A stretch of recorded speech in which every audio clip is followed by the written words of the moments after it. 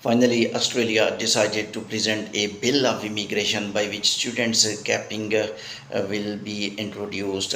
I think it's a very bad idea. Now, university spokesperson, university directors, they did a press conference and they told this bill is going to increase the unemployment in Australia.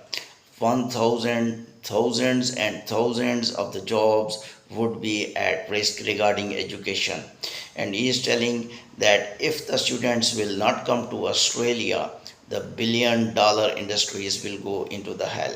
The running expenses of the universities and colleges would be very difficult. I think Australian government is taking very harsh step. If they want to reduce number of students, there were very good opinions in Australia. I gave myself several opinions in my YouTube channel. For example, I say why some private colleges who are not giving good outputs. I can name GCA, Group Colleges of Australia, and some other colleges. Technically, they are used for human smuggling, and many consultant has their portal in their laptop. They issue their admission letters online without interview, without any assessment, and without involvement of GCA, because GCA give complete authority to the consultant that you give him admission. Number one. Number two, when these students gets visa in the past 10 years, when they were joining the GCA, you just see their status. Many less students were able to pass their degrees, and most students change their courses to vocational study where the fees are very less, and most of them left education and they used other ways to stay permanently in Australia, like asylum or work permit or something else. Therefore, I think to stop students in going to Australia would be hallmark loss of Australian government, Australian people, because this money which is coming from other countries to Australia in the form of the dollars.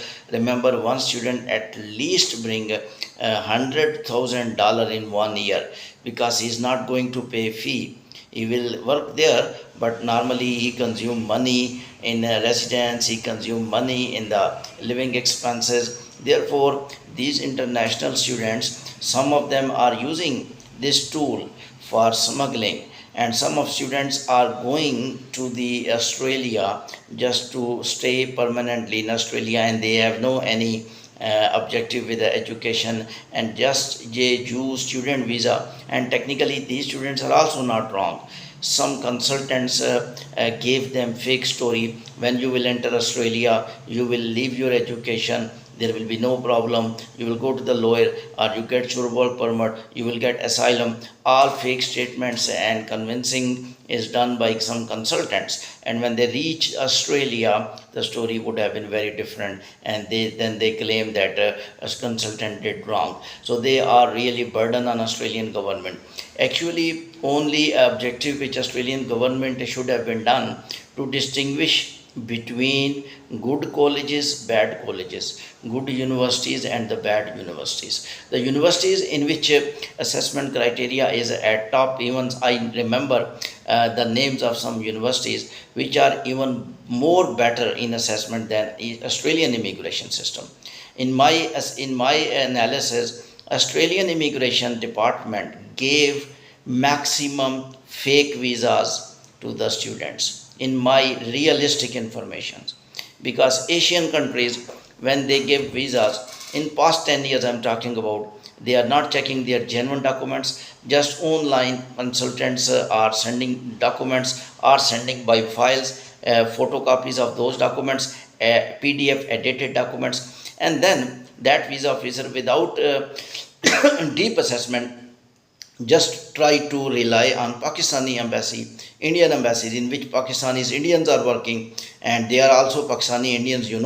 They may have they can do anything, and they conduct interview. 100% reliability on the embassy employee. And where is visa officer in that? Visa officer is responsible. If visa is given, that is given by visa officer. I personally trapped one case when one case was applied to Australian immigration department, and he totally assessed the immigration visa applications wrong. I am not talking about all visa officers. Some visa officers, and they are not actually, they have no any, we can't say anything to them because they are living in Australia. They did not know, they are not trained.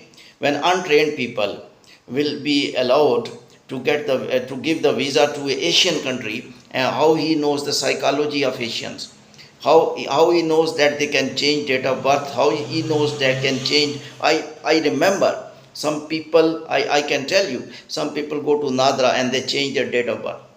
Many people went to Australia, even their date of birth were different. Their date of birth, what earlier visa was refused, and by date of birth, visa officer can check the status. He changed date of birth and he is in Australia. So therefore, I think that this is failure of immigration system. You are not going to check. Reason, where is face-to-face interview? One person is coming to you and he is refused. He is coming again with changed date of birth. His face is there. You will identify. But unfortunately, so much deterioration.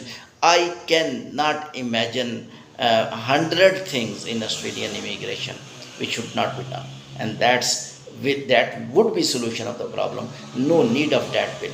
That bill will definitely stop genuine students. If you are going to stop genuine students to enter into Australia, you are going to do financial suicide. If you can stop if you can stop non-genuine students, fake students, and there are several ways. Just do one thing. I really say only one thing. Visa officer conduct live interview. If he is not able to come to the embassies of Asian, first of all, if he is a officer and he wants that he is a dedicated officer, look at army officer. Army officer is not important. Intelligence officer is not important. Visa officer is a more important, because he can allow one terrorist to enter into country. He can allow one angel to enter into the country. He can allow the genuine students to enter into Australia. He can allow the non-genuine students to enter into Australia. He can allow the top professional doctors, engineers, future doctor, because that genuine student when study, he will become top doctor and he will serve in top hospital. He can allow any such students who will be unemployed and he will be burdened on social security throughout the life of Australia, because he has no any attitude of work. He's just going to enjoy the life. So such visa officer is staying in Australia. He is telling, I'm sure I am not going to offshore. You must appoint those officers in Australia. That this is over. This is a matter of life and death, because the persons are coming from. We cannot stop student visas. That is our financial source of income. Please go to Australia. Sorry, please go to Nepal. Please go to Africa. Please go to India. Please go to Bangladesh. Please go to different officers and sit here in embassies in different area, in different countries, and conduct live interviews. You can conduct Skype interviews. Consultants are giving answer on your phone. What is the foolish assessment? I'm sorry to say, but I will say, and those are legals. And the people who are genuine, who are refused, they are illegals. Amazing. If you people are not able to assess properly, why you are not allowing that deserving people to enter into Australia, who was genuine and he has no money to go to consultant, he has money, bank statement, genuine, he is a top qualified person, he can win the world, he is refused. I personally saw those applications and the fake documents. They are calling and conducting interviews on mobile, and mobile some other person is answering. They did not know who is speaking. This is the learning of top immigration system of the world. I am proud of Australian Immigration Department, USCIS, IRCC, Canada, Department of Home Affairs Australia, Home Office.